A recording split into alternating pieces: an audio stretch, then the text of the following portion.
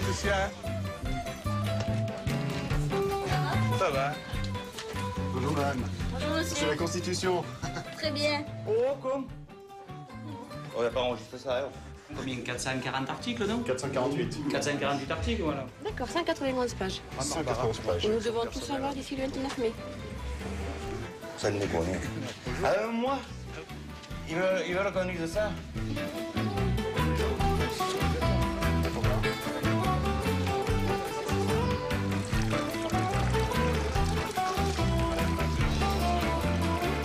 Mais écoutez, je vais quand même le lire si ça m'intéresse. Regardez, il y a une table des matières au début. Alors, s'il y a une table des matières, c'est déjà pas si mal. Voilà, santé publique. Santé, Attendez, regardez. Les travailleurs ont le droit, sous réserve de limitation justifiée. L'avocat général a pour rôle de présenter publiquement en toute impartialité et en toute indépendance les l'intérêt des consommateurs et d'assurer un niveau élevé de protection des consommateurs. Compris les moyens militaires mis à sa disposition par les États membres pour prévenir les menaces terroristes. L'article 9, premier alinéa de l'article 15 et 17. L'emploi. Voilà, l'emploi. Le droit social. Moi, je suis désolée, je comprends rien. Alors, en fait, j'ai mis 2 heures déjà pour trouver où c'est que c'est. Ah bah oui. Et moi, il va falloir que je lise ça. Un mois. Plus la date approche, plus les gens se posent des questions. Alors c'est du style, je dis avec entre deux cafés, voilà, alors qu'est-ce que tu en penses, qu'est-ce que tu vas voter? Alors c'est quand même grave de dire toi tu vas voter et pourquoi, et puis personne n'arrive à se l'expliquer correctement. On a du mal à connaître, à comprendre notre politique municipale. Au niveau national, c'est pas évident. Alors, au niveau européen, je sais pas trop.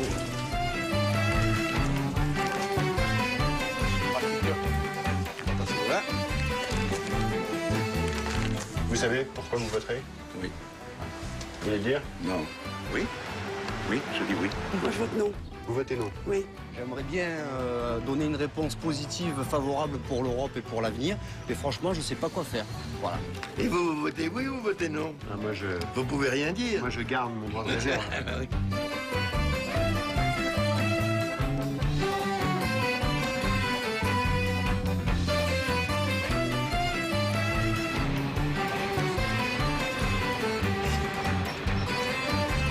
C'est dans une semaine maintenant que nous serons invités à dire oui ou non à ce texte, à ce traité établissant une constitution pour l'Europe.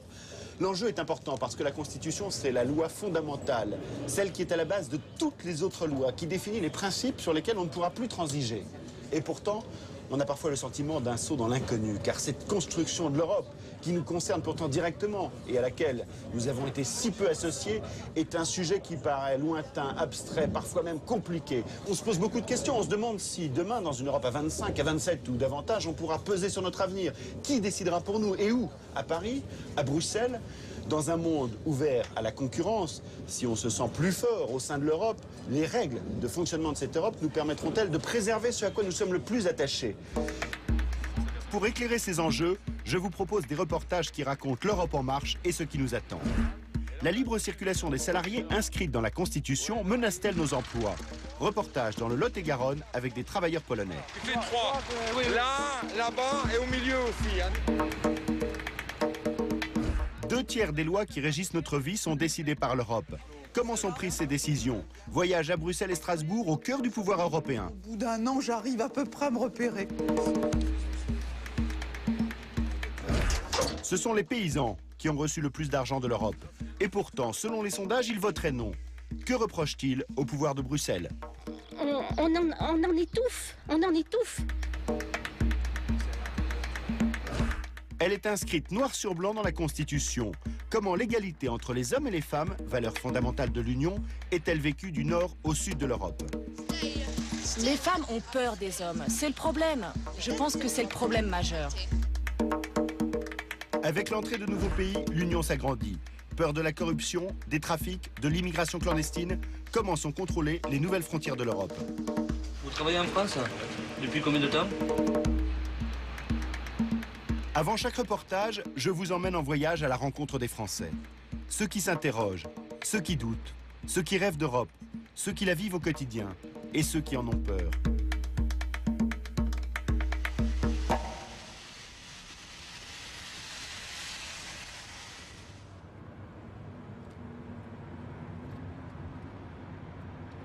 Première étape, Évreux, en Haute-Normandie. Les annonces de licenciement, de délocalisation d'usines se sont succédées pendant cette campagne et ont renforcé la peur d'une Europe élargie, ouverte à la concurrence des pays où la main-d'œuvre est moins chère. J'ai voulu rencontrer l'une des victimes de ces délocalisations. C'est une femme. Elle vit dans cette cité. Elle a été licenciée le 1er avril dernier, après 33 ans de boîte. Elle travaillait à l'usine Klaxon et fabriquait des antennes de voitures. Désormais, ces antennes seront fabriquées en République tchèque et incontestablement, cette Europe lui fait peur.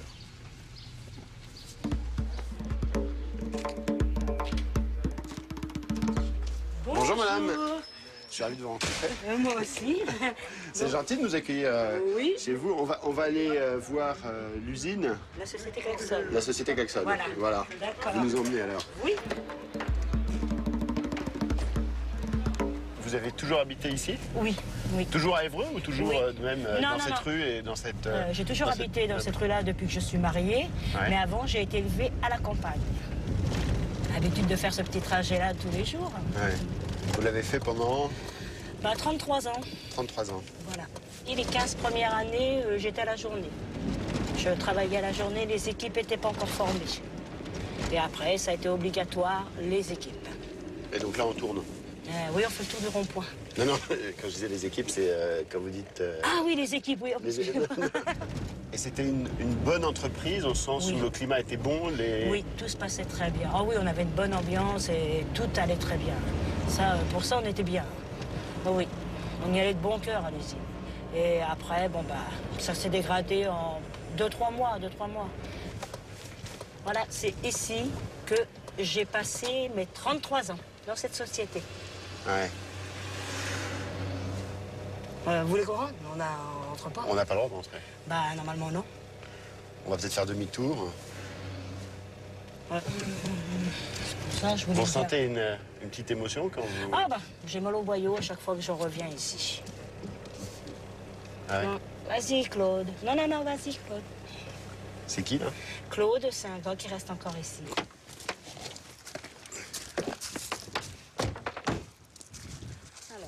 Alors voilà, c'est ici. Voilà. Vous l'avez vu arriver, cette délocalisation, ou pas? Vous avez senti... Non, tant que c'est pas arrivé, vraiment qu'on nous dise ces machines-là partent, non, tant que c'était pas arrivé sur le temps, non. Ça s'est Pour passé nous, en combien de temps? Bah, ça s'est passé très vite. Hein. On est rentré de vacances au mois de septembre et ça a été en pourparlers au mois d'octobre et au mois de décembre, les premières machines sont parties. Et les nôtres où je travaillais sont partis au mois de janvier. Et vous, en janvier, ils vous ont envoyé en Tchéquie? Voilà. Ils ont demandé des volontaires et je suis partie en Tchéquie. On a fait une formation aux gens, voilà. Pour ceux qui allaient reprendre votre métier, Voilà. votre travail? Voilà, c'est ça, oui. Tout C'est à un fait. peu...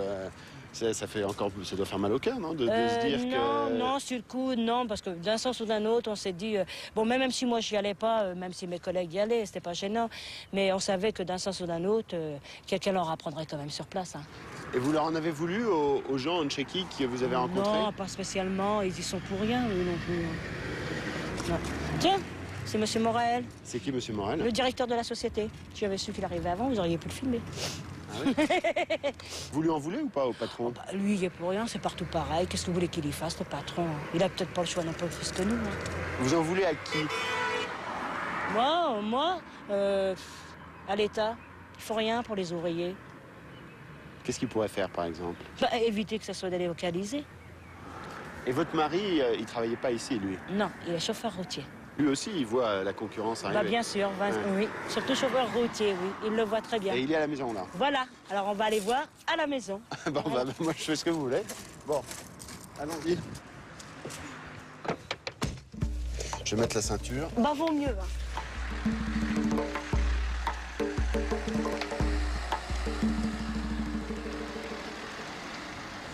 Le deuxième, on va aller retrouver mon mari. Il a fait une chute de camion. Alors, donc, il a le poignet cassé. Oh là. Bonjour. Voilà. Bonjour. Nous voici chez moi. Bon. Bonjour, monsieur. Bonjour. Enchanté. Voilà, on a été à l'usine avec votre femme, devant l'usine. Et vous, par exemple, dans votre métier, vous la voyez, cette concurrence arriver? Ah oui, oui, depuis un moment. Depuis quand? Nous, depuis 3-4 ans, il y a les Polonais, les Tchèques, tout ça, ils sont arrivés. Maintenant, c'est les Turcs. Là, nous, tous les patrons vont au prix les plus bas. Quand vous voyez l'Entresang, là, qui commence à embaucher des Polonais, c'est foutu. Hein. Norbert Entresang. Oui, Norbert Entresang. Il bosse pour 500 € par mois. D'Entresang, il a pris un un bureau là-bas en Pologne. Il a fait immatriculer les camions en Pologne, donc il a embauché des chauffeurs polonais. C'est légal tout ça. C'est légal. Et avec des camions polonais, ils sont immatriculés en Pologne. Voilà. Alors, ils descendent en France ou en Espagne, ils remontent en France. Ils font 3 semaines ou 1 mois en France et après ils rentrent 1 semaine chez eux et rebelote. Mais ça, Europe ou pas Europe, ça existerait, cette concurrence, elle existerait. Ah oui, de toute façon, maintenant, vu que les frontières ont été ouvertes... En fait, pour vous, la solution, ça aurait été de laisser les frontières fermées? Non, pas pour vis-à-vis du boulot, parce qu'il y avait trop de perte de temps dans les frontières, tout ça, mais... C'est-à-dire, perdre de temps dans les frontières, c'est-à-dire que... Ah oui, vous voulez dire qu'avant... Il y avait des frontières, il fallait faire les papiers, vous perdiez 2 jours, 3 jours, des fois. Ah oui, 2 jours, 3 jours. Ouais. Donc en fait, on veut de l'Europe pour certaines choses, et puis il y a d'autres choses pour lesquelles on ne veut pas. Bah voilà. Aujourd'hui, vous avez le sentiment que cette Europe qui se fait, ce monde qui se fait, il profite toujours au plus gros? Oui, c'est sûr. Oui. Oui, c'est vrai que ça profite au plus gros, pas au petit. C'est pour ça, de dire oui, non, c'est pas... Ça sera encore l'avantage pour les gros, les petits, ils restent tout petits, hein, ça c'est sûr.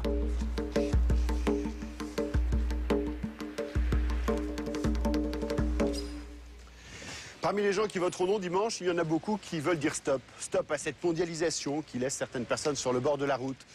Il faut dire que la Constitution soit adoptée ou non, la mondialisation sera toujours là et la concurrence aussi.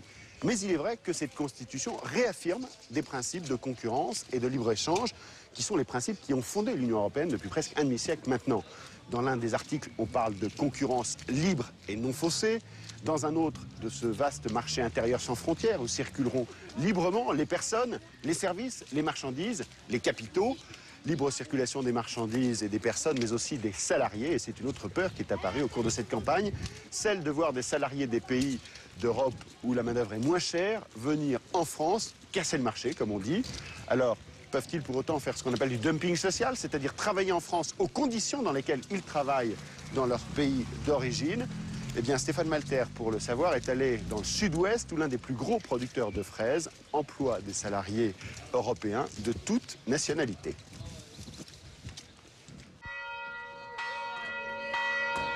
Nous sommes fin avril. La cueillette de la fraise bat son plein.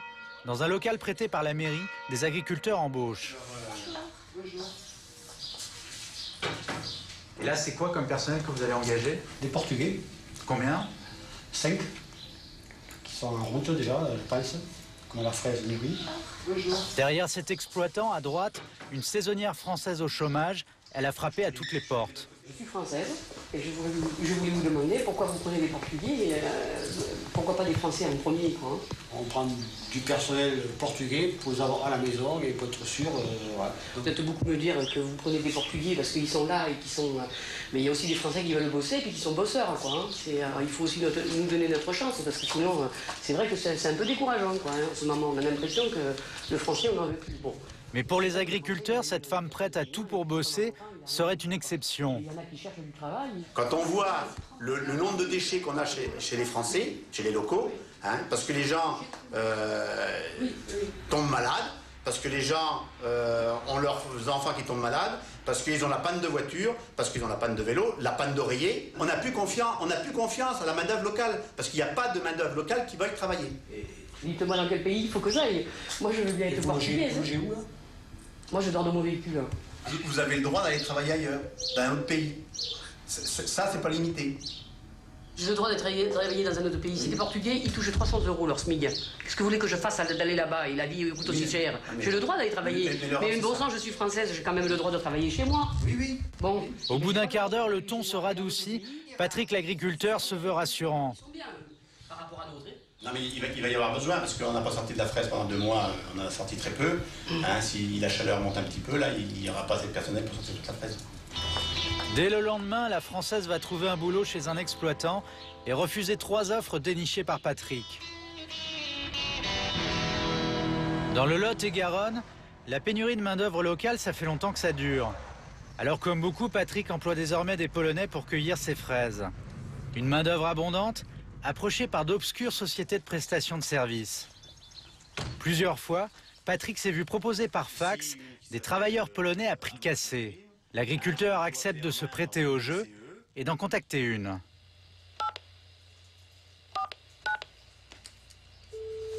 On cherche du personnel pour sortir la fraise, là. D'accord. Je voulais savoir comment on pouvait faire. Vous êtes... quelle période vous en avez besoin? On en a besoin maintenant. Maintenant, donc. Et combien de personnes? Entre 10 et 15 personnes. Oui, ça pose pas de problème. Quand vous dites Son maintenant, interlocuteur francophone est le correspondant d'une société basée en Pologne qui achemine en France des quarantiers de main-d'œuvre. C'est quel genre de personnel qu'on va avoir? Alors là, c'est soit des Polonais ou des Slovaques. Des Polonais ou des Slovaques? Voilà. Des jeunes, des moins jeunes, des... C'est mitigé. C'est mitigé. Parce que si il y a des femmes, il y a des hommes, voilà. Donc, si vous occupez du couchage, nous sommes actuellement à 10 € hors taxe de l'heure. Patrick, lui, s'il applique rigoureusement la législation française, ne peut pas s'en sortir, charge comprise, à moins de 12 € de l'heure. Oui, mais comment vous arrivez à être qu'à 10 € de l'heure? C'est un secret. C'est un secret? Ouais. Bah. Dans la région, certains agriculteurs acceptent ces offres. Patrick, lui, s'interroge. On connaît des agriculteurs qui utilisent ces employés-là, qui ont traité par ces boîtes-là ou tout seuls par d'autres boîtes, et qui en sont totalement satisfaits. Ils ont fonctionné l'année dernière, ils fonctionnent encore cette année. Mais pour vous, c'est une concurrence déloyale, c'est du dumping social. C'est là que je dis à l'administration, il faut qu'elle fasse son travail. Si c'est légal, il faut l'afficher grand et fort et le dire à tout le monde. Si c'est illégal, il faut empêcher que ça se fasse. Et qu'est-ce qu'ils vous répondent? On nous dit que c'est pas normal, qu'ils n'ont pas le droit de faire, mais on les laisse faire. La fille de Patrick parle le polonais, elle contacte une seconde société. Ça tombe bien, le rabatteur a déjà un arrivage de 25 travailleurs prévus dans la région. Et nous ne sommes pas au bout de nos surprises. Et quels sont vos tarifs? Pour 1 heure, c'est 7,20. Combien vous dites?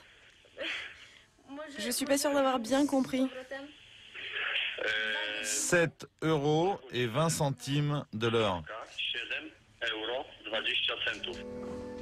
Quasiment 2 fois moins que le coût de revient d'un salarié payé au SMIC. Ce que confirme le contrat de travail que nous avons pu nous procurer. Un saisonnier polonais passant par cette société serait payé 2430 zloty, soit 600 € par mois. Et ça, c'est complètement illégal. Comme le confirme noir sur blanc l'inspection du travail. L'accès à l'emploi des salariés détachés par ces prestataires de services ne peut se faire qu'à la stricte condition qu'ils respectent le droit français, c'est-à-dire le salaire minimum, la durée du travail, les conventions collectives, l'égalité de traitement. Patrick, lui, respecte la loi en payant ses Polonais 1250 € par mois. Il a donc du souci à se faire. Ah oui, c'est totalement déloyal. Je ne peux pas me battre avec mon voisin si on n'a pas les mêmes coûts. Hein, à 7 € de l'heure de différence, c'est flagrant que moi je vais couler rapidement. Combien sont-ils ces agriculteurs qui font appel à ces sociétés? Difficile de mesurer l'ampleur du phénomène. En attendant, les arnaques continuent. À une dizaine de kilomètres de là, une autre exploitation. Bientôt l'heure pour Marcin d'aller cueillir la fraise. Proszę wejść, entrée, s'il vous plaît. C'est moi à la cuisine. C'est moi, collègue à la cuisine. Comme c'est la 3e saison qu'il fait ici, Marcin, 23 ans, baragouine un peu le français. Il est originaire de Konin, Pologne. Voilà mes collègues de boulot. On se partage cette cuisine. Elle, c'est ma copine. Elle s'appelle Monika. Elle, c'est Agata. Majena. Et lui, c'est Janusz. Marcin et ses amis sont logés par leur employeur. Arrivé dans le Lot il y a 3 semaines, il a fait plus de 20 heures de route en voiture, avec Aneta, sa jeune femme, et ses 2 jumeaux. La France est synonyme d'enrichissement pour le couple autrefois démuni. Lecteur DVD, abonnement satellite pour avoir des nouvelles du pays. Payé au SMIC, Marcin touche 5 fois plus que ce qu'il gagnait comme serrurier en Pologne. Et là-bas, c'était galère. Quand je trouvais du boulot, c'était pour 1 mois ou 2, et en plus, c'était sans contrat.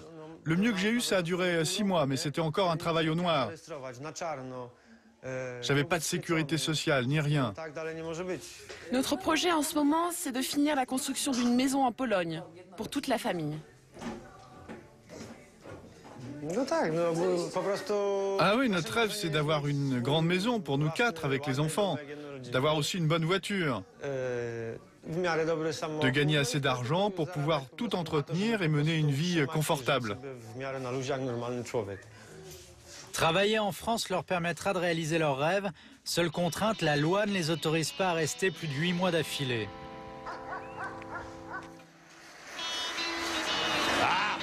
À peine réveillé et déjà survolté, voici Jean-Michel, le patron du couple polonais. Il faut amener les tables, elles sont là, les 3 tables vont à la station. Hein. Vous avez entendu quand vous parliez avec les Polonais, c'était José, elle était à Villeton. Il a commencé à prendre les premières fraises récoltées ce matin. Elles viennent d'arriver.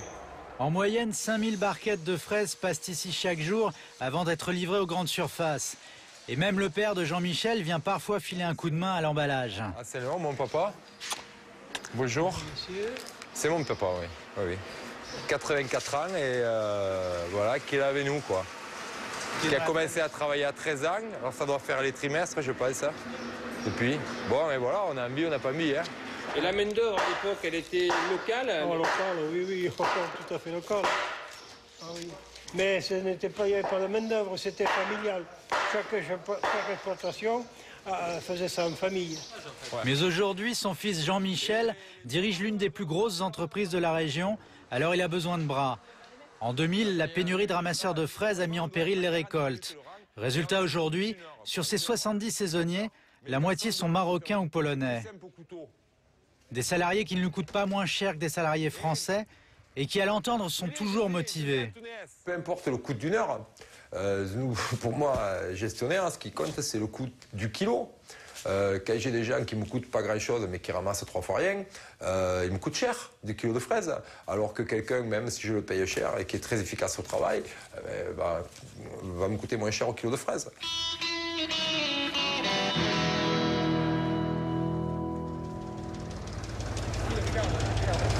Tu fais 3. Là, là-bas et au milieu aussi, entre les blocs.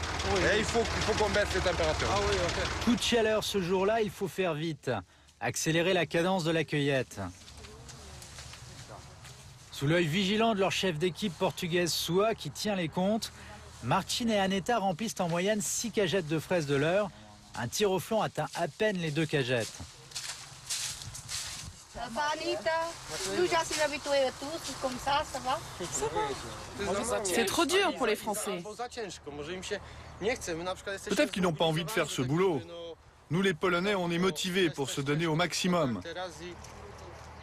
Bien sûr, c'est pas toujours facile de ramasser des fraises, surtout quand il fait chaud comme aujourd'hui. Mais on ne perd jamais de vue tout ce qu'on va pouvoir s'offrir en travaillant dur. 19h, Martin et Aneta repartent dans leur break flambant neuf. À l'issue de leurs 3 saisons en France, ils auront mis de côté 30 000 €, la moitié du prix de la maison qu'ils se font construire en Pologne, leur pays, où ils rêvent un jour de monter leur affaire.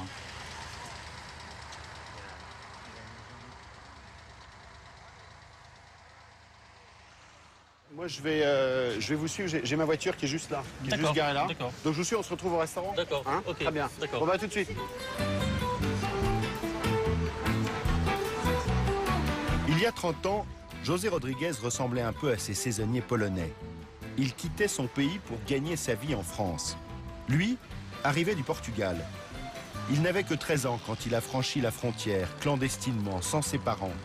Même si aujourd'hui il retourne au Portugal pour les vacances, depuis, il a fait sa vie en France où il s'est marié et a eu 2 enfants. Chaque fois que l'Europe intègre des pays plus pauvres, les Français ont peur d'être tirés vers le bas. C'était le cas lorsque le Portugal est entré dans l'Union européenne, mais depuis, le pays de José a bien changé. Je ferme mon scooter. C'est ici. Voilà. Ça fait combien de temps que vous travaillez là? Ici, ça fait 22 ans que je travaille ici. 22 ans? Oui, suivez-moi dans mon bureau. En cuisine. Voilà. Alors ici, c'est ma cuisine. Bonjour. Ça va? Bien, merci. Ici, c'est ma cuisine. Ouais, ça sent bon, là. Là, vous mettez quoi, là? Ça, c'est du charbon de bois qu'on peut faire griller la morue au feu de bois. Ouais. Ici, vous avez en place, c'est la morue. Avec de la tomate, on dirait? C'est de la tomate, une sauce à la provençale. Je suis très, très gourmand, moi. Alors, c'est de vous. Peut-être tout à l'heure. C'était un rêve pour vous de travailler en France et de vivre en France? Pour moi, oui. Ouais. Pour moi, oui. Ouais. Je suis venu déjà très tôt, j'avais 13 ans. Donc j'avais pensé venir vraiment très tôt. Parce que bon, on voyait la France à la télévision, où on disait ça, c'est là le paradis pour nous. C'était un pays très pauvre, le Portugal, à l'époque, quand vous êtes arrivé en France, oui, il y a 33 ans? Très pauvre. On sortait de l'époque de Salazar, du dictateur Salazar, donc on n'avait rien. Pas d'autoroute, pas de route bien, pas d'hôpitaux, pas beaucoup d'écoles. Les gens qui sont venus en France avec la galère comme moi, obligés de se sauver, de se cacher, en marchant la nuit, en voyageant en cachette, toujours cachés sur les banquettes des trains, des bus. Ces gens-là, aujourd'hui, ils ne peuvent pas comprendre qu'on puisse mettre des frontières. Aujourd'hui, moi, quand je vais au Portugal et que j'arrive à la douane et qu'il n'y a personne pour m'embêter, mais où tu vas, qu'est-ce que tu fais, où tu vas, où tu viens, moi je dis, attends, mais je rêve. Quand je passais ici la première fois que j'avais 13 ans, j'ai souffert. Et aujourd'hui, je rêve là, il n'y a personne. Oui, donc en fait, vous dites, moi je dois beaucoup à l'Europe. Et c'est vrai qu'aujourd'hui, quand vous voyez ces frontières ouvertes, ça vous... Ça me touche. Vraiment, ça me touche. Vous étiez en France quand vous avez vu le Portugal rentrer dans l'Europe. Oui. Et vous avez vu la différence ensuite? Ah oui, énorme. C'était le jour et la nuit tout de suite. Hein. Le pays s'est enrichi, les entreprises ont commencé à démarrer. C'était vraiment bien. C'est combien de salaire minimum au Portugal? 600 €. 600 €? 600 €. Ah oui, c'est moins qu'en France. Oh là! C'est rien. Et la vie est moins chère? La vie est beaucoup moins chère. Par exemple, un loyer au Portugal? Un loyer, un 2 pièces au Portugal, ça coûte 200 €. 200 €? 200 €. Ouais. Ça, c'est une petite persillade de calamar. C'est ça. Oh là là là là. Je peux goûter? Bien sûr. Madame Garfanton. Déjà, on prend un petit morceau, mais j'ai peur que ce soit très chaud.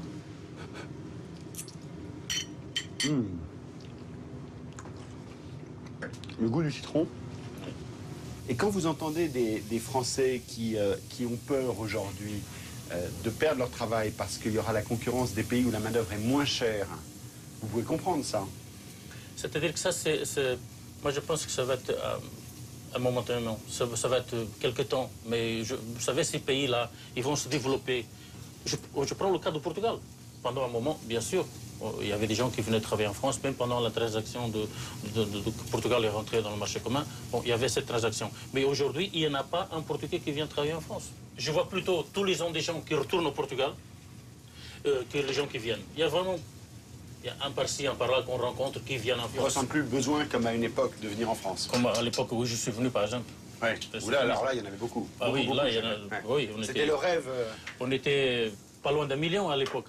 Pas loin d'1 million à Paris. À Paris. De Portugais. Aujourd'hui, je crois qu'on est la moitié. 500 000. 500 000. Tous les ans, j'entends des gens autour de moi, oh, je m'en vais, je quitte la France, je retourne au Portugal. Pourquoi? Parce que maintenant, ils ont des structures là-bas qui peuvent les accueillir, où ils peuvent travailler, ils peuvent se développer, C'est l'Europe. Le Portugal, il a beaucoup reçu l'Europe? Oui, beaucoup. Énormément. Maintenant, il est obligé de commencer à rendre, c'est normal. Oui.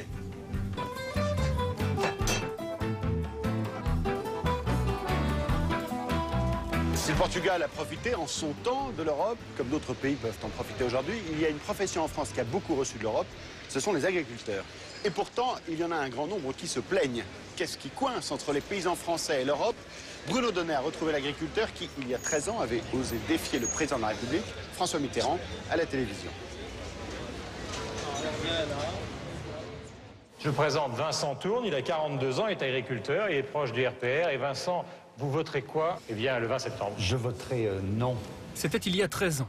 En plein débat sur le référendum de Maastricht, Vincent Tourne, manifestement très ému, livrait ses angoisses européennes au président Mitterrand. Je crois que vous ne pouvez pas rester insensible. Je crois que c'est un devoir pour vous de nous sauver. Et je crois que c'est un appel au secours, parce que ce protocole, enfin, ce que les technocrates puissent nous faire subir à travers de l'humiliation, etc., nous sommes condamnés à mort. Nos valises sont prêtes, Monsieur le Président, pour aller grossir les banlieues. Nous sommes condamnés. Aidez-nous. Pour la France, vous ne pouvez pas nous laisser mourir. 13 ans après cette chronique d'une mort annoncée, nous avons retrouvé Vincent Tourne, bien vivant, toujours contrarié par la politique agricole commune, mais toujours sur son tracteur. Alors finalement, vous êtes toujours agriculteur? Contre vent et marée, oui. On essaie toujours d'être agriculteur. Installé près de Rochefort, en Charente, Vincent Tourne est céréalier. Il produit du blé et du maïs sur près de 110 hectares. 110 hectares, je me rends pas compte, c'est une grande surface, c'est petit. C'est tout à fait moyen et c'est aujourd'hui la rentabilité est difficile à atteindre et de pouvoir en vivre. Donc il faut beaucoup d'artifices, il faut se regrouper, avoir du matériel en commun, essayer de travailler et essayer de réduire les charges au maximum. À 55 ans, Vincent Tourne estime qu'il vit plutôt chichement de son activité agricole. Il est propriétaire de ses terres, mais seulement locataire de sa maison. Et pour le matériel agricole, il a eu recours au partage et au système D. Bruno, Vincent, tout va bien? Ça, la moissonneuse batteuse, elle appartient à qui alors? On l'a pareil en copropriété, à 3 agriculteurs qu'on se connaît bien. On a ce pulvérisateur également, donc là, qui est en commun à nous deux. Hein, et c'est encore un pulvérisateur qu'on a acheté d'occasion, qu'on a restauré, qu'on entretient et qu'on fait durer. Bref, pas facile de joindre les deux bouts. L'équilibre économique est fragile. Et pour Vincent, l'Europe ne facilite pas la tâche des agriculteurs. C'est avant tout une empêcheuse de produire en rond qui frappe tous les secteurs de l'agriculture. Je voudrais vous faire voir quelqu'un qui arrête la cessation laitière suite au règlement européen sur les mises aux normes qui coûte fort cher et qui va arrêter. Bonjour Monsieur Jonat. Je vous amène des caméramans qui veulent faire une... Jean-Claude Jonat a 59 ans, des installations construites il y a 30 ans qu'il faudrait tout bonnement démolir pour respecter les nouvelles normes en matière d'hygiène et de pollution, avant d'en reconstruire de nouvelles pour près de 300 000 €. Voilà le bâtiment qui a été construit en 1974. Hein. Ça, c'est ce qu'on peut dire, c'est la gabegie. La gabegie de Bruxelles, en fait. Hein. Je veux dire, voilà, gaspiller, voilà des choses qui existent, et puis il faut le supprimer, parce que au nom de quoi? Au nom de qui? Incapable de supporter de telles dépenses, découragé par les obligations européennes et leur flot de primes compensatrices, M. Jonat a donc décidé de jeter l'éponge à la fin de l'année. C'est quémander son salaire. Voyez-vous, c'est comme si on demandait à un menuisier qui vient poser une ouverture, la facture se montre à, je parle en francs, mettons 1500 francs, eh bien, monsieur, le client va vous restituer 750 francs et vous allez demander à l'administration, vous allez remplir un dossier pour toucher les 750 francs qui manquent. Voyez-vous, c'est exactement ça le système. C'est littéralement scandaleux. On nous a complètement anéantis. Si on avait voulu chercher un moyen pour anéantir l'agriculture, on n'aurait pas pu faire mieux que ça. On dit Bruxelles, Bruxelles. On entend parler que ça, c'est que des contraintes par Bruxelles. C'est Bruxelles qui nous dirige, c'est Bruxelles qui fait toutes ces lois. Et on en étouffe, on en étouffe. On passe des temps infinis à remplir des papiers. Là, en ce moment, on est en train de remplir les dossiers PAC. Si vous n'avez pas un petit carré là qui est fait comme il faut, hein, qu'on dépasse de 3 ou 4 heures, ça y est, c'est un scandale. Nous, ce que l'on demande, c'est vivre de notre travail. C'est pas vivre des subventions de Bruxelles, c'est vivre de notre travail, de ce que l'on fait. Les démarches administratives, la paperasserie, tout cela chagrine aussi Vincent Tourne. Comme tous les agriculteurs, il remplit chaque année un dossier qu'il juge sibyllin et inquisiteur, le dossier PAC. Ça, c'est la PAC, c'est tous mes dossiers. Il y a 25 pages, hein, la nouvelle politique agricole commune pour 2005. 25 pages de notes explicatives. Alors, j'ai eu un contrôle parce que j'avais fait une erreur de 0 hectare 26. Ce sont des photographies aériennes. Alors, voyez-vous, le trait, c'est la limite. Et là, on me demande de surligner pour savoir s'il y a une anomalie, etc. Alors, rien que l'épaisseur du crayon à billes peut amener des choses fâcheuses. Mais si ces dossiers sont aussi complexes, c'est parce qu'ils sont utilisés par l'administration pour calculer le montant des primes auxquelles les agriculteurs ont droit. Avec ses 110 hectares de terre, Vincent Tourne gagne à peine plus de 600 € par mois grâce aux subventions européennes, mais il ne les digère pas. Sur une année, les primes, ça représente quoi pour vous? C'est 30 000 € par an que vous touchez de primes? Oui, alors si vous expliquez ça à quelqu'un qui est au chômage ou au SMIC, il me traite de voleur. Mais moi, c'est pas mon revenu, les 30 000 €. Vous comprenez bien que sans prime, il n'y a aucun agriculteur qui tient. 13 ans après avoir manifesté son hostilité à l'Europe, Vincent Tourne a donc survécu en partie grâce à ses subventions. Il a du mal à supporter cet assistanat. Il disait non à Maastricht en 1992. Il votera peut-être différemment dimanche prochain, sans enthousiasme. J'ai des enfants, alors peut-être que je voterai oui, mais vous savez, du bout des lèvres.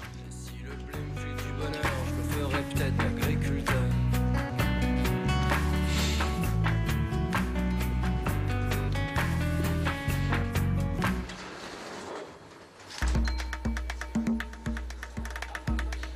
Vincent Tourne n'est pas le seul à associer la construction européenne à l'avenir de ses enfants. Selon un récent sondage, 82% des parents d'élèves pensent que l'Europe est une chance pour leurs enfants. Après la pub, je vous emmène à l'école à la rencontre de la génération de demain pour savoir ce que ces enfants de 11 ans pensent et attendent de l'Europe. C'est comme des amis, ça s'entraide. Là, c'est pareil entre plusieurs pays. Puis nous irons à Strasbourg et Bruxelles, au cœur du pouvoir européen, pour comprendre comment se prennent toutes ces décisions qui nous concernent. Les technocrates, évidemment, si on décide de s'agenouiller devant eux, on le fait. L'ouverture à la concurrence inscrite dans la Constitution menace-t-elle nos services publics? Reportage à Londres où une filiale de la RATP applique déjà les méthodes du privé. Si je suis à l'heure, donc j'ai un bonus de 4 livres, donc un équivalent de 40 francs quasiment. Elle est inscrite noir sur blanc dans le traité. Comment l'égalité entre les hommes et les femmes est-elle vécue du sud au nord de l'Europe? Et alors vous, qu'est-ce qu'il fait votre mari? Il s'occupera des enfants l'hiver prochain.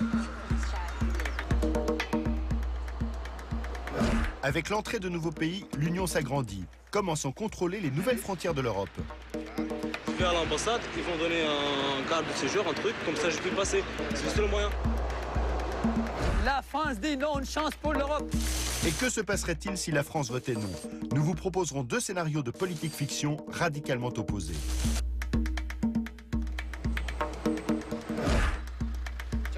C'est à Rome que sont conservés tous les traités européens. Vous découvrirez l'original de la Constitution, jalousement protégé. Ah, donc l'original est en néerlandais? Ah oui. Europe, stop ou encore? Dans un instant, la suite de l'émission.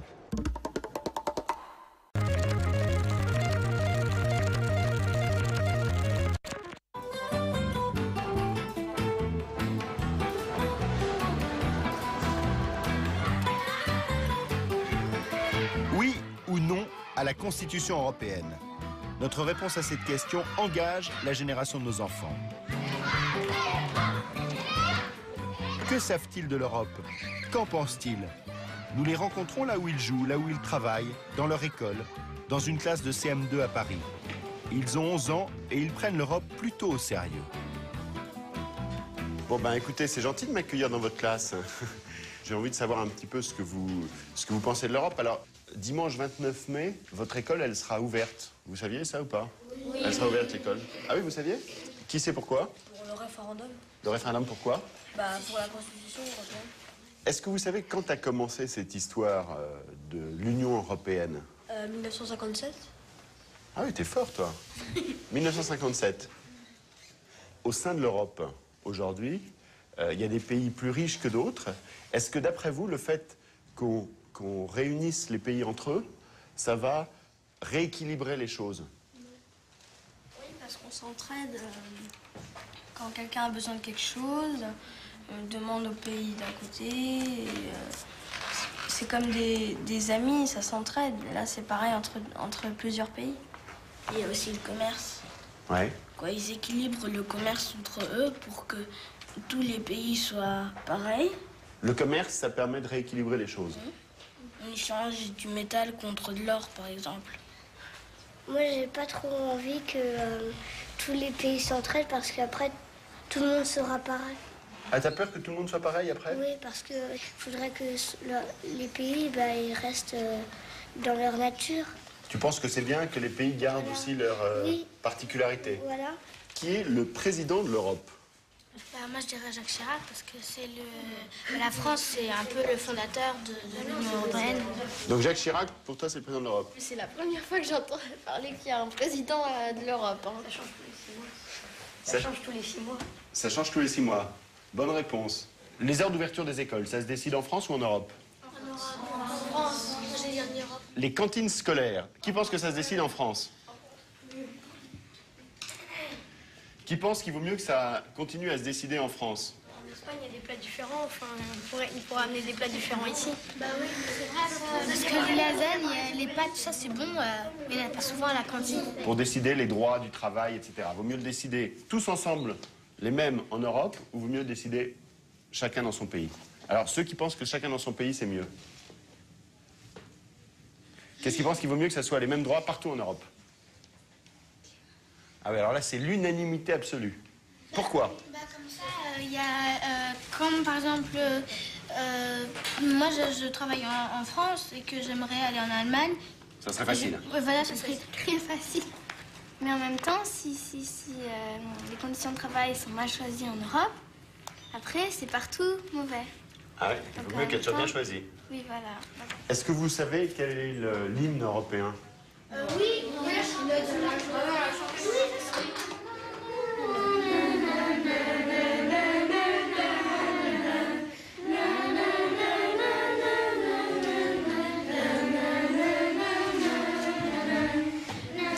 Qui sait, dans 15 ou dans 20 ans, peut-être, ces enfants éliront au suffrage universel un président pour l'Europe. Aujourd'hui, évidemment, on n'en est pas là. Et il faut reconnaître que même pour nous, adultes, il n'est pas toujours très facile de savoir qui décide de quoi en Europe. On entend de plus en plus dire que tout se décide désormais à Bruxelles. Alors, est-ce vrai? Si demain la Constitution est adoptée, qu'est-ce qui se décidera en Europe? Qu'est-ce qui continuera à se décider en France? Et qui décidera pour nous? Jean-Pierre Montanet a suivi ces dernières semaines le cheminement de quelques-unes des décisions prises quotidiennement au nom de l'Europe. Aéroport de Strasbourg, 8h30, perdu dans la foule des hommes d'affaires et des touristes, les eurodéputés débarquent en provenance de 25 pays différents. Elle, c'est Roselyne Bachelot, figure de la politique française. Ancien ministre UMP de l'Environnement, désormais, elle bosse pour l'Europe. Vous venez souvent ici, Mme Bachelot? Nous sommes en session à Strasbourg, une semaine par mois, et autrement, les 3 autres semaines, nous travaillons à Bruxelles. Elle a été élue au suffrage universel en juin 2004 pour 5 ans. Lorsque les premiers députés ont siégé ici en 1979, ils avaient bien peu de pouvoir. Aujourd'hui, Roselyne Bachelot et ses collègues votent le budget et la grande majorité des lois. On va au Parlement. Oui, on va au Parlement, oui. Des lois proposées par les fameux commissaires de Bruxelles. Ce sont eux qui ont l'initiative des directives européennes. Les commissaires proposent mais ne peuvent rien imposer aux députés. Ce sont des experts, souvent moqués d'ailleurs. Les technocrates, évidemment, si on décide de s'agenouiller devant eux, on le fait. Mais si on décide de ne pas le faire, comme nous sommes en train de le faire, ma foi, il n'existe que par une force de proposition. Nous pouvons donc complètement remanier un texte, et pas seulement le remanier à la marge. Bienvenue au Parlement européen, bâtiment pharaonique inauguré fin 99. C'est le plus grand du monde, juste après le Parlement indien. 450 millions de citoyens représentés par 732 députés. Tour de Babel, 25 pays, 21 langues, des dalles d'ascenseurs et d'interminables couloirs. Vous faites combien de kilomètres dans la journée là? Parce que... Quelques-uns, quelques kilomètres dans cet énorme bâtiment, mais on arrive au bout d'un an, j'arrive à peu près à me repérer. Et il y a des fois, au début, dans le premier mois, j'appelais mon assistant en disant « je sais plus où je suis ». Salut Maria, ça va? L'assistant, c'est lui, Vincent. Un bureau pour deux avec Roselyne. Elle gagne 6 700 € par mois, autant qu'un député français, mais 3 fois plus qu'un eurodéputé polonais. Désormais, les électeurs savent pour qui ils votent. Roselyne Bachelot est élue du Grand Ouest. Depuis 2004, les eurodéputés ont leur circonscription et ça change tout. Je peux vous garantir qu'on me connaît dans cette circonscription électorale, d'abord parce que je suis sur le terrain. Il y a des citoyens, des électeurs qui vous interpellent pour vous dire « Madame Bachelot, là, on en a assez de ces directives sur la pêche, il faut faire quelque chose ». Je dirais, mais c'est sans arrêt sur des sujets qui leur tiennent à cœur, où il y a parfois un peu de confusion, parce que là encore, il y a des progrès à faire. Qu'est-ce qui est de la compétence de l'Europe? Qu'est-ce qui est de la compétence de l'État national ou des collectivités territoriales? Et on touche au cœur du fonctionnement de l'Europe. Qui décide quoi? La France décide seule, par exemple, pour les impôts, le niveau du SMIC, les programmes scolaires, les papiers pour les immigrés. Et l'Europe décide pour nous, par exemple, pour le taux de TVA sur les CD et DVD, les taux d'intérêt, les droits de douane avec le reste du monde, la protection des poissons de mer. Toutes ces réglementations, ces lois européennes sont toujours imaginées à Bruxelles. au Berlaymont, le berceau des directives, siège de la Commission européenne, où phosphorent 20 000 fonctionnaires, et souvent pour le grand public, l'incarnation de la bureaucratie européenne. Au 12e étage, le bureau du commissaire français Jacques Barrot, 67 ans, vieux routier de la politique. Qui ont les bureaux trop en désordre. Plusieurs fois ministre, chiracien, allié de Jean-Pierre Raffarin, avec l'Europe, il s'est fait de nouveaux amis, le chancelier Kohl et le roi d'Espagne, Juan Carlos. Nommé commissaire au transport en 2004, il a dû prêter serment. À la Commission, il doit laisser de côté les intérêts de la France et défendre en priorité l'intérêt général de l'Europe. Qu'est-ce que vous dites? Je le jure, je défendrai l'Europe? Oui, on jure à Luxembourg devant la Cour de justice. Le dossier chaud de Barrot en ce moment, c'est l'ouverture à la concurrence dans les transports publics. Ça n'a rien à voir avec la Constitution, mais à l'heure du référendum, c'est un dossier ultra sensible. Au téléphone avec une journaliste, il s'emporte pour faire comprendre que concurrence n'oblige pas la privatisation de la SNCF et de la RATP. Mais il ne s'agit pas de privatisation. C'est là que je m'insurge. Ça ne changera rien à leur statut d'entreprise publique. Et c'est totalement inadmissible de voir des commentaires selon lesquels on dit « Ah, mais le commissaire au transport, il prépare la privatisation des entreprises publiques. » Mais ça n'a rien à voir. 10 heures, avec Stéphane, son porte-parole belge. Départ pour la réunion de la commission, une fois par semaine. C'est un peu comme le conseil des ministres. L'occasion aussi de faire passer des messages aux autres commissaires. Les dossiers de la commission sont chargés. Alors là, j'ai préparé un petit mot pour un de mes collègues qui s'occupe de l'élargissement parce que j'ai un problème avec les petits-enfants roumains qui sont abandonnés et on n'autorise pas l'adoption. La Roumanie laisse mourir ses orphelins et refuse les adoptions par crainte de trafic d'enfants. Et ça, Jacques Barrot ne le supporte pas. C'est pas complètement fermé. C'est comme au conclave. Vous n'avez pas encore fermé les portes. Hein? Vous attendez.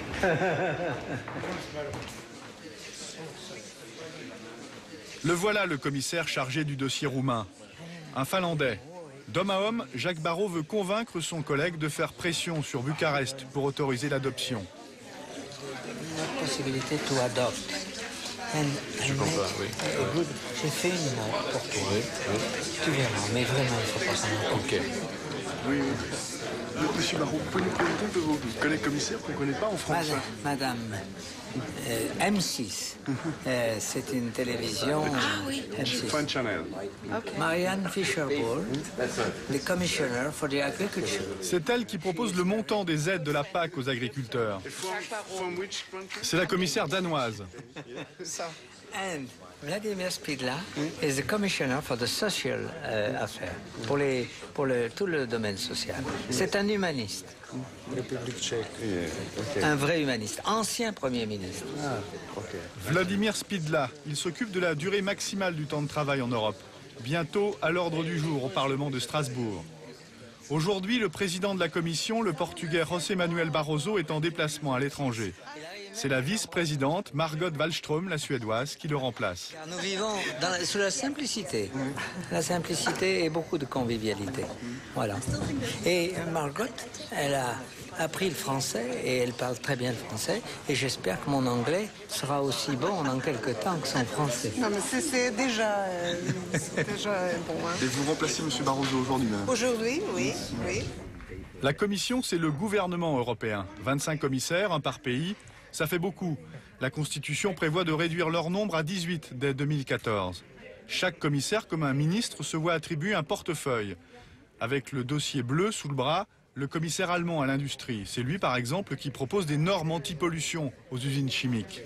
Lui, c'est Kovacs, le Hongrois, à la fiscalité. Homme clé pour négocier la baisse de la TVA dans les restaurants en France. Maintenant que l'on monte un peu en France, là, vous me dites que vous avez de bonnes relations, mais est-ce que vous avez l'impression que les commissaires vous regardent d'un œil différent maintenant, que le nom progresse en France? Ah, ils ont peur, surtout. Parce qu'ils aiment la France. Vous sentez dans leur regard cette inquiétude, cette peur? Ah oui, et puis dans les conversations, ça je peux vous dire. J'ai peur d'avoir une voix beaucoup affaiblie, dans la mesure où, si vous voulez, les gens auxquels je demanderai un effort, ils diront, ben non, tu ne peux pas nous demander ça, ton pays a dit non, tu nous permets de dire non. Les commissaires européens travaillent souvent dans l'ombre et dans l'ambiance feutrée des cabinets, à l'abri des projecteurs. Il y en a un pourtant qui a mis le feu à la campagne du référendum en France, star malgré lui. Tout le monde désormais connaît son nom, Frits Bolkestein, l'ancien commissaire néerlandais au marché intérieur. Il voulait créer un grand marché européen des services en cassant les barrières juridiques et administratives. Et depuis un an, son projet est à l'étude au Parlement européen. Sur le bureau d'Evelyn Gebhardt, tailleur orange, députée socialiste allemande, chef du groupe de travail chargé de corriger ce texte. À ses côtés, une juriste espagnole, elle peaufine une dernière fois son rapport. Elle a flingué celui de Bolkestein. Vous l'avez, par exemple, l'original de la directive?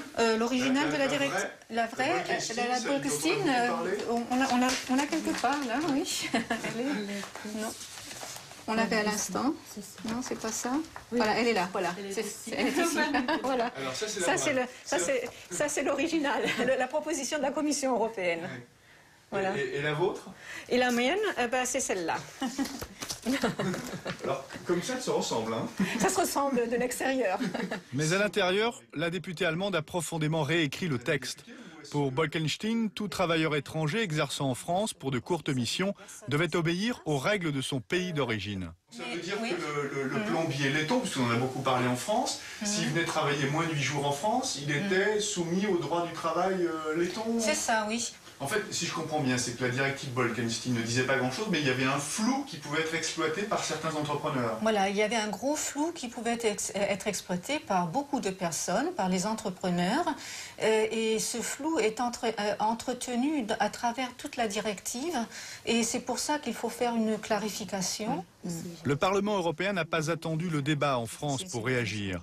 Dès que la polémique a enflé, Jacques Chirac a fait pression sur la députée allemande pour qu'elle accélère le mouvement. Il vous a jamais passé le coup de fil pour dire, Mme Gebhardt, je ne veux plus en entendre parler de cette directive? Disons que ces services m'ont passé des coups de fil, bien sûr. Pour me dire ça, oui, tout à fait. C'est-à-dire qu'il voulait avoir une mise à plat. Alors j'ai dit, bon, ben moi, je ne sais pas ce que veut dire exactement mise à plat. Pour moi, il faut faire des changements en profondeur. C'est ma formule à moi. Vous aurez gagné quand vous pourrez mettre l'original à la poubelle? Oui. Et j'ai l'intention de le faire. Mais Evelyn Gebhardt n'est pas au bout de ses peines. Pour que son texte soit adopté, il faut un double feu vert. La majorité des parlementaires élus par les citoyens et également la majorité des ministres des 25 pays réunis au sein du Conseil. Retour dans le bureau de Roselyne Bachelot, au 7e étage. Vote capital ce matin au Parlement pour fixer à 48 heures la durée maximale du temps de travail en Europe. Gérard, comment tu vas? Au bout du fil, Gérard Larcher, le ministre français du Travail. Ce vote ne remet absolument pas en cause les 35 heures, mais il craint l'amalgame. En pleine campagne du référendum, l'effet pourrait être désastreux. Et je compte faire un communiqué. Tu peux m'envoyer des biscuits? Ok?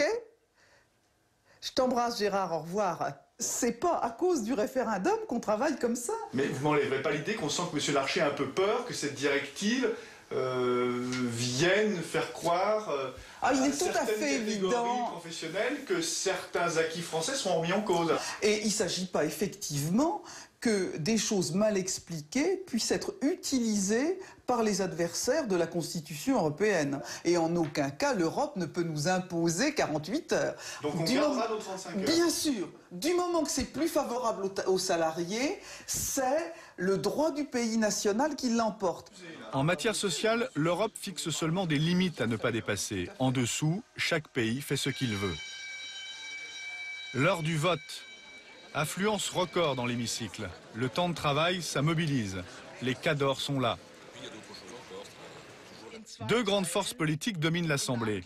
La grande coalition des libéraux, dont fait partie l'UMP de Roselyne Bachelot, et de l'autre, les socialistes européens. La frontière ici, ce n'est pas vraiment droite-gauche, mais plutôt entre les eurosceptiques et les farouches partisans de l'Union. Victoire de l'Europe sociale. À une large majorité, les eurodéputés ont voté pour une durée de travail maxi de 48 heures par semaine, mais surtout supprimer toute dérogation permettant à certains pays, comme le Royaume-Uni, de travailler plus, 60 heures, voire davantage. Le grand gagnant, en fait, c'est le travailleur en Angleterre, par exemple, qu'on oblige à trop travailler chaque semaine. Tout à fait. C'est le chômeur à qui on dit, écoute, tu signes ton contrat, mais t'as pas de boulot depuis 2 ans, mais là, tu vas, c'est pas 48 heures, hein, tu vas signer et tu vas travailler 55 heures par semaine. Qu'est-ce que vous voulez qu'ils disent? Évidemment, il le fait. C'est aussi le moyen de le protéger, cette directive, cette nouvelle directive. Dans le camp de Roselyne Bachelot, le vote a laissé des traces. Débat sanglant avec les ultralibéraux anglais. Roger Helmer est l'un d'entre eux. Il est contre la Constitution qu'il juge, lui, trop sociale. Vous connaissez Madame Bachelot? Pas personnellement. Je vois qu'elle nous a laissé tomber. J'ai plein de gens qui m'écrivent ou me téléphonent furieux. Ils bossent 60 heures par semaine, ils aiment ça, ils font de l'argent, ils peuvent rembourser leur emprunt. Et maintenant on arrive et on leur dit vous ne pouvez plus bosser comme vous voulez. Vous ne pouvez plus gagner l'argent dont vous avez besoin, c'est impossible. Ils sont furieux. Furieux aussi parce que ça leur est imposé par l'Europe continentale, qui a une conception très différente du travail. Mais nous ne pensons pas que la guerre est finie. Ce n'est qu'une bataille. Et Roger Helmer a des raisons d'espérer. La guerre n'est pas encore perdue pour lui et son camp. C'est encore le fameux double feu vert. Au Conseil des ministres désormais de voter. Et il n'est pas sûr qu'ils suivent la voie sociale du Parlement. C'est ça la démocratie à l'échelle de l'Europe.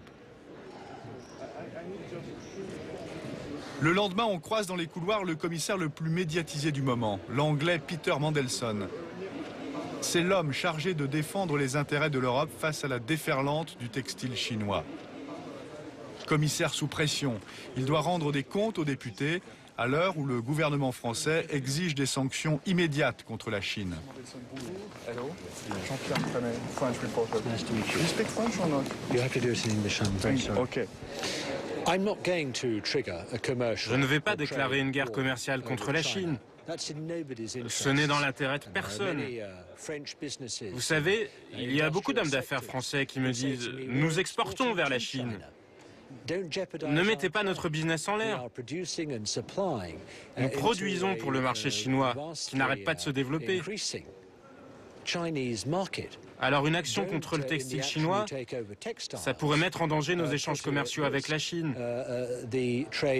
Finalement, tout ça c'est une affaire d'équilibre. Et c'est donc d'une façon très mesurée que je prendrai ma décision, quelle que soit l'action nécessaire. Vous subissez une grosse pression de la part des pays ? Si je n'étais pas préparé à accepter la pression de la part des différents pays, je ne pourrais pas faire ce boulot. Contre la Chine, Paris ne peut rien décider tout seul. C'est Bruxelles qui a ce pouvoir. C'est aussi ça l'Europe. Se résoudre à abandonner une part d'influence, c'est au centre du débat entre ces Français qui l'admettent et ceux qui ne l'acceptent pas. S'il y a bien une règle que l'Europe impose, c'est le respect d'une concurrence libre et non faussée entre les entreprises européennes. Un principe réaffirmé dans la Constitution. Sujet sensible dans le secteur public des transports, par exemple, où la RATP gère des lignes de bus dans plusieurs villes européennes. Logiquement, elle doit donc s'attendre à voir débarquer ses concurrents en France. Rencontre avec un conducteur de bus. Craint-il cette concurrence? Quelles conséquences pour lui et ses collègues? Et pour nous, les usagers? Bonjour monsieur. Emmanuel, bonsoir. Bonsoir. Bien. Enchanté. Enchanté. Voilà. Voilà, c'est votre ligne de bus ici? Oui, de temps en temps, hein. Ouais. Je suis plus sur une autre ligne dans le centre de Paris. Et de temps en temps, je viens ici. Par contre, il commence un peu, on pourrait peut-être aller un petit peu à l'intérieur, parce que je vous le propose. Hein. C'est dur comme métier? Oui, quelquefois ça génère un certain stress, surtout je dirais, surtout dans la circulation vraiment parisienne. C'est votre bar habituel ici? Ah non, les machinistes, vous savez bien, n'ont pas le droit de fréquenter les bars, surtout pas pendant les heures de service. Non, mais après le service. Après le service, bien une fois que le bus est rentré, on peut... Moi, ça fait 19 ans que je suis machiniste. Merci monsieur. Ça use quand même, ça use. Je me vois mal conduire à 60 ans. Je vous dis franchement, je me vois mal. Aujourd'hui, sur les services publics de transport, en France, très souvent, il y a des situations de monopole. Oui. Est-ce que vous avez peur qu'avec l'Europe, vous soyez obligé de perdre votre monopole? Bien sûr. Si la RATP continue à se développer donc en national et en international, on ne pourra interdire à aucune entreprise de venir ici? Aucune. Et ça me fait peur. C'est normal que ça fasse peur. La concurrence fait peur? Peut-être à tort, mais ça fait peur. C'est normal, il faut quand même bouger des habitudes. Les agents, ils vont regarder s'ils vont garder leurs conditions de travail, on va dire, leur rémunération, vont garder tous leurs acquis. Enfin, leurs acquis. Alors bon, j'ai quelquefois parlé comme ça fait un petit peu... mais bon, c'est notre modèle social. Ouais. Quels sont les avantages auxquels vous êtes le plus attaché? La retraite. La retraite? Bien sûr. À quel âge vous pouvez partir à la retraite aujourd'hui? Partir à 50 ans avec 25 ans de service pour les machinistes, pour les roulants. Et vous avez conscience que ça, c'est un avantage par rapport à la situation des salariés d'autres pays d'Europe qui gèrent des lignes de bus ou de... Bien sûr. Mais vous craignez que demain, au sein de l'Europe, cet avantage soit remis en cause? Oui, si on essaye de rééquilibrer, ce qui est normal de vouloir rééquilibrer, mais pourquoi ne pas vouloir faire un modèle européen et le rêve européen? Pourquoi pas? Je suis pour, moi. Qu'est-ce qu'ils en pensent, vos collègues? Cette crainte-là. Sur cette retraite, c'est la plus grosse crainte, elle est là. Oui, cette crainte-là et puis les salaires aussi. Les salaires, on ne peut pas les nier. Est-ce qu'on pourra garder notre niveau de rémunération Combien gagnez-vous aujourd'hui après 19 ans d'ancienneté? 19 ans d'ancienneté. En toute franchise, 2200 € brut. Et cette concurrence, elle vous fait peur à vous, les agents de la RATP, mais est-ce que vous pensez qu'elle peut améliorer le service pour l'usager? Ah, voilà. C'est vrai que là, on a parlé beaucoup pour les agents. Alors, améliorer le service pour les usagers, j'en suis pas persuadé. Parce que le principe de la concurrence, c'est que ça sert souvent le client. Ça sert le client. Quand vous allez au supermarché acheter un produit qui a des produits concurrents, ça sert... Ça risque, dans un premier temps, mais de toute façon, c'est sûr, ça baissera en termes de coûts. Donc de coûts pour l'usager. En qualité de service, en offre de transport, je pense pas. L'entreprise privée, elle n'aura qu'un seul but, la rentabilité à tout prix. Donc, elle sera peut-être tentée de faire des choix. Alors, c'est peut être quoi les choix? Ça peut être exemple, telle ligne, bah oui, ça rend service à des usagers un dimanche, mais quand même, il n'y a pas beaucoup de monde sur cette ligne-là. Bon, bah, je fais plus rouler de bus le dimanche sur cette ligne-là. En même temps, la Constitution, aujourd'hui, autoriserait à subventionner ce qu'on appelle des services d'intérêt général, de rembourser des aides qui permettraient de payer des lignes qui permettent à tous les usagers d'avoir accès à des autobus. Enfin, tout ça, normalement, est prévu, serait prévu. Serait prévu. Mais j'ai peur qu'on ait une différence de traitement dans le transport public en Ile-de-France. Fatalement, ça sera obligé. Donc aujourd'hui, si on résume, l'Europe plutôt une chance ou plutôt une menace, telle que vous la voyez pour votre métier? Je dirais 50-50. Une chance et une menace. Les agents... Mais pas une menace. Une menace me paraît un petit peu trop fort. Je dirais une crainte. Des craintes. Des craintes.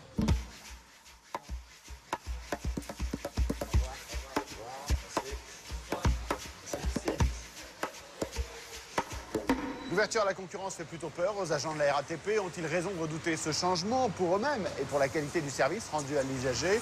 Un élément de réponse à Londres où Stéphane Malter s'est rendu et où la concurrence est plutôt forte.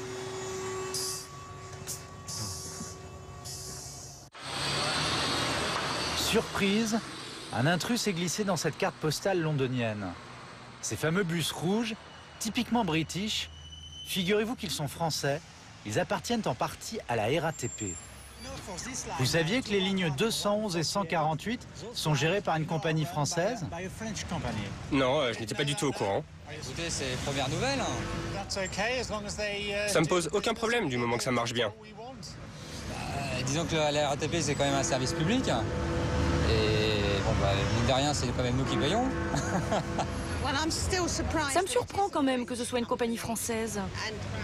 J'ai bien envie d'aller vérifier ce que vous me dites. Et pourtant, derrière London United se cache Transdev, groupe français dont les principaux actionnaires sont la RATP et la Caisse des dépôts. Depuis 1997, la mairie de Londres a tout misé sur le bus. Objectif, inciter les Londoniens à laisser la voiture au garage, ce qu'ils ont fait en 4 ans, 25% de voyageurs en plus. Un succès exploité par Tony Blair durant sa campagne électorale, et ça a été payant. Pour améliorer le service, la mairie de Londres l'a joué à l'anglaise, en ouvrant le marché à la concurrence. Les compagnies sont sous pression, à commencer par la RATP Made in London, qui n'avait d'autre choix que de s'adapter.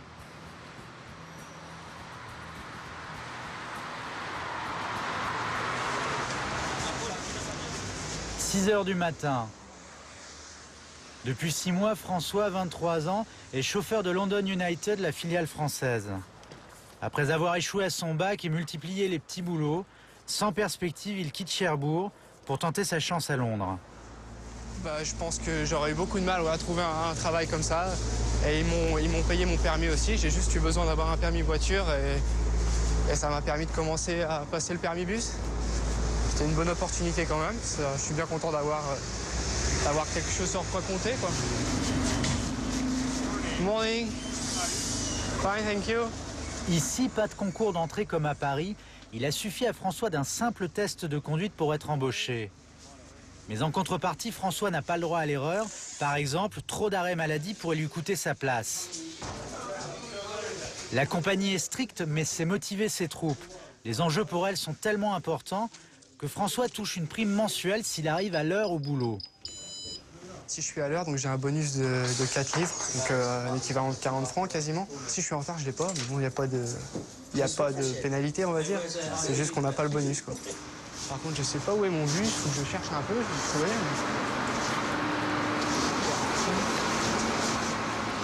Pas de temps à perdre. François a 10 minutes pour mettre son bus sur les starting blocks.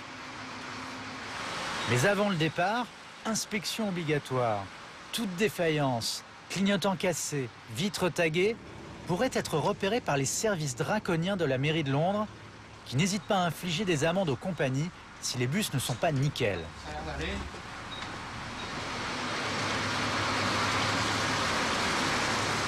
Et certaines pénalités peuvent coûter une fortune. Alors on revérifie tout une deuxième fois à la sortie du garage, comme par exemple cette rampe pour handicapés. Et si elle ne marche pas, on change carrément de bus. Alors vous pouvez avoir des amendes? Oh oui, c'est très cher. Combien? Ça peut aller de rien du tout à plus de 70 000 €. Ouais, ça rigole pas. Hein. Ce jour-là, François a hérité d'une ligne particulièrement difficile qui traverse le cœur de la ville. But du jeu pour lui, son bus doit être ponctuel. Car là encore, c'est un impératif fixé par la mairie. Pas question que les usagers attendent plus de 5 minutes. Si jamais tu as des gens qui courent après la station, alors toi tu dois partir, tu sais, des gens en retard. Alors je m'arrête quand j'ai le temps. C'est-à-dire que si je suis en retard, je vais pas me mettre plus en retard pour attendre des gens qui sont déjà carrément en retard à l'arrêt de bus, quoi. Là encore, système de la carotte et du bâton. 150 €, c'est la prime que touchera François à la fin du mois s'il respecte le timing. D'ailleurs, les moindres faits et gestes des chauffeurs sont scrutés à la loupe par les contrôleurs de London United. Originaire de Limoges, Paul a débarqué à Londres il y a 8 ans, sans le moindre diplôme. Comme François, il a commencé simple chauffeur et très vite il a pris du galon. Le voilà aujourd'hui contrôleur, l'équivalent d'un chef de ligne en France. 13 à cheval sur le règlement, il fait une descente surprise sur un terminus. Objectif, resserrer les boulons. Bonjour monsieur, comment allez-vous? Vous avez des problèmes? Non, aucun souci. Pas d'ennui mécanique, tout va bien avec le bus? Bon, c'est parfait. Je vais juste vérifier le rouleau de destination. Et rien n'échappe à sa vigilance. Paul a un problème. À quelques millimètres près, la destination du bus est mal affichée. Si vous pouviez juste le descendre un peu. Inadmissible. Pour lui, ce détail pourrait faire rater le bus à un voyageur. Doucement, parfait, super. On est poussé au maximum pour que ce soit qualité, qualité, qualité. Qualité. Et on y est obligé avec le nombre de compagnies. Il y a 4 compagnies rien que sur ce terminus. 4 compagnies différentes. 4 compagnies différentes. Vous avez la nôtre, London United, First, il y a Metroline et à côté il y a Armchair. Et Paul, bien entendu, est sans pitié pour les concurrents. Par exemple, le rouleau de destination de la 237 n'est pas là où j'aimerais l'avoir. Et je peux rien lui dire. Remarquez, tant mieux, ce sont vos adversaires. C'est clair. Après l'aspect cosmétique, le nerf de la guerre. Lourde responsabilité de Paul, surveiller le réseau minute par minute, assurer la régularité de plusieurs lignes de bus. On est où là, Paul? C'est Shepherd's Bush Garage, Londres, et on arrive à la Radio Room. La Radio Room, sorte de tour de contrôle. Ici, Paul suit à la trace sur ses écrans 130 bus qui sillonnent la ville. OK, well, I'll check into it. All right. Vous pouvez voir la route sur l'écran. Oui, tout à fait. Ouais. Ce à quoi on regarde, c'est qu'il y ait un espace suffisant entre deux bus, ce qui permet à des passagers d'attendre un minimum. Toujours la même règle, pas plus de 5 minutes entre chaque bus. Ça fait partie du contrat que l'on a avec London Transport. Il faut qu'il soit à l'heure, à des points précis. Alors le chef de ligne traque en permanence les moutons noirs et n'hésite pas à les rappeler à l'ordre sur sa radio. Assurez-vous d'être à Hammersmith à 12h21 à vous. Merci, terminé. Grosse pression. La règle du jeu fixée par la mairie est sans appel. Si les usagers londoniens poireautent trop souvent, c'est la punition. Si la route n'est pas managée correctement, on peut perdre une route. C'est déjà arrivé? Ça arrive, oui. Ça arrive, oui. London United a perdu 2 routes récemment. Et oui, à Londres, une ligne peut passer d'un concurrent à l'autre. Personne n'a le monopole. Aujourd'hui, une vingtaine de compagnies européennes et même asiatiques se partagent le réseau. Une compétition sans merci. Tous les 5 ans, la ville remet automatiquement en jeu tous ses contrats. Londres est devenu le marché du transport le plus lucratif d'Europe. Alors, toutes les compagnies qui veulent leur part de gâteau se tournent vers ce bâtiment, siège de la puissante Transport for London. C'est elle qui attribue au nom de la ville de Londres les lignes de bus. Aucun doute pour le représentant de l'autorité londonienne, libéralisation du transport ne rime pas avec service au rabais, au contraire. On ne choisit pas une compagnie uniquement sur un critère de prix. Il y a aussi la qualité de service. Et forcément, comme c'est un marché très rentable, c'est dans l'intérêt des compagnies de fournir la meilleure qualité possible. Et si elles ne sont pas à la hauteur, elles perdent le contrat, et c'est souvent arrivé. Fin 2005, on arrive à échéance d'un plan d'attribution des 700 lignes de bus de Londres. Et tout le monde est d'accord pour dire que le bus à Londres n'a plus rien à voir avec ce qu'il était il y a 5 ans. Quant à François, après une longue journée de travail, le voilà de retour au dépôt de Stamford Brook. À son échelle, le jeune Français lui aussi profite de la situation. Contrairement à un chauffeur parisien, il peut cumuler les heures sup et travailler s'il le veut jusqu'à 70 heures par semaine. Certains mois, un débutant comme François peut gagner jusqu'à 2250 €. Aujourd'hui, François a fait 26 minutes de plus que prévu. Alors Paul, son supérieur hiérarchique, ajoute d'office à son salaire une heure sup. Merci beaucoup. Mais là, cette nuit, c'est correct, c'est bon pour vous? Ça va, il a débarqué de son bus, la cravate est dénouée, ça pose pas de problème. Ah ouais, c'est la fin de journée, c'est chaud. Non, lorsqu'il conduit, la cravate est remontée. Ouais. C'est l'image de la compagnie qu'il transmet au travers de cette tenue. En fait, François est sonné. Un chauffeur londonien travaille en moyenne 10 heures de plus que son confrère parisien. Alors il accuse le coup de ses heures passées au volant, une fatigue essentiellement due à la tension nerveuse de la conduite. Je vais finir mon année déjà. Je verrai bien si je me sens capable de continuer, mais je pense que je peux faire ça pendant plusieurs années, c'est certain. Pourquoi tu dis si je me sens capable? Bah, ça demande pas mal de capacité, pas physique. C'est sûr que c'est pas un métier physique, mais c'est dans la tête que ça se passe. C'est du stress tout le temps, et c'est toujours faire les mêmes routes, et c'est ça qui est pas facile. Encore en période d'essai, ce n'est que dans quelques jours que François saura s'il est définitivement engagé par la compagnie. En moyenne, un chauffeur confirmé à la London United gagne chaque mois 800 € de plus que son homologue de la RATP. Mais il est moins bien loti pour sa retraite. Le Parisien peut s'arrêter dès 50 ans, le Londonien pas avant 65.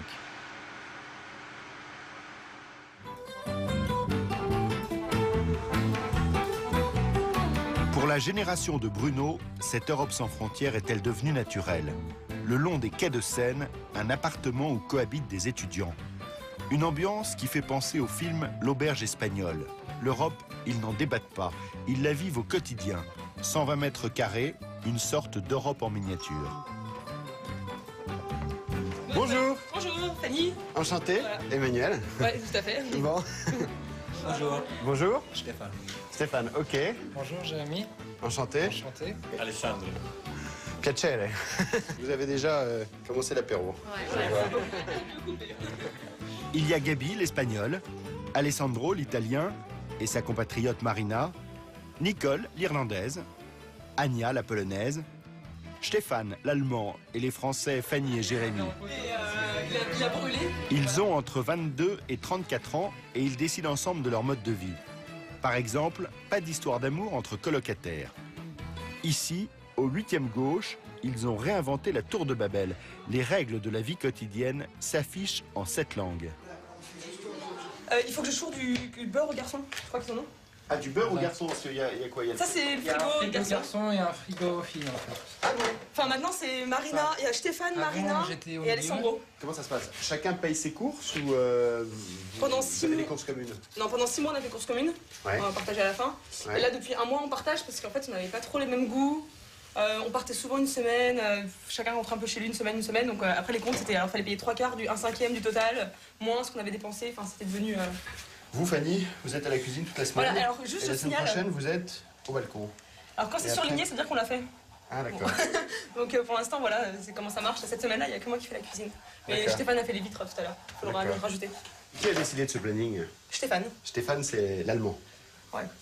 Ouais, il a les côtés allemands quand même. Hein. Enfin, vous pouvez vérifier de vous-même, il est quand même un petit peu droit. Mais au moins c'est propre. Vous pouvez me passer les œufs. Les œufs ici? Oui, il y a des œufs dedans. Ils sont où les œufs? Il n'y a rien dans le frigo des filles. Ouais. Les œufs. Les œufs. Le gâteau au chocolat, moi j'adore ça.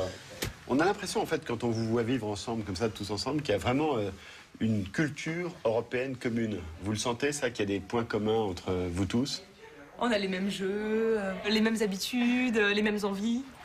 Si on regarde par rapport à il y a 70 ans où certains des pays de l'Europe d'aujourd'hui se faisaient la guerre, beaucoup de pays se faisaient la guerre, et on voit tout le chemin qui a été parcouru. Aujourd'hui, vous diriez, on veut encore plus de proximité et d'intégration, où on est arrivé à un moment où on dit stop, ça suffit, on veut garder un peu de notre identité de chaque pays. Ouais. Vous, Alessandro? Moi, bon, je pense que l'intégration des peuples différents, c'est une bonne chose quand même. Donc, encore ou stop? Moi je dirais encore. Mais plus, par exemple, si on devrait se rapprocher plus comme peuple, pas genre accord des gouvernements, des trucs comme ça. Comme vous le faites ici? Comme on fait ici, nous. Juste simplifier la vie entre nous, quoi. Simplifier les voyages, simplifier les papiers, comme ils disent, quoi. Alors que c'est pas facile encore, ça. Les téléphones uniques pour leur passer les femmes. Voilà, le téléphone, c'est vrai que c'est un problème, le téléphone. On est dans un pays et on paye 3 fois plus cher parce qu'on est dans un pays d'Europe. Et à la question stop ou encore, plus d'intégration ou stop, ça suffit, vous vous dites, Stéphane? Encore plus d'intégration dans certains champs, par exemple la politique est étrangère, mais ce n'est pas nécessaire d'harmoniser toutes les choses. La taille des tomates, c'est vraiment pas nécessaire pour l'Europe. Ouais. Vous, Nicole, stop ou encore? Je dirais encore plus, ouais. Je suis prête. Allez, go. Mais pas pour la culture. Pour ça, je dirais stop. Ils vont pas faire des articles sur la Constitution qui empêchent les Italiens de chanter au Solemi, aux Français de faire la quiche, je sais pas quoi. Donc, Mais vous avez peur de perdre un peu les particularités? Ouais. C'est ça. J'ai peur que si je dis que je suis européenne, c'est forcément une perte de mon identité comme irlandaise. Ouais. Anya? Je me sens plus polonaise. Plus polonaise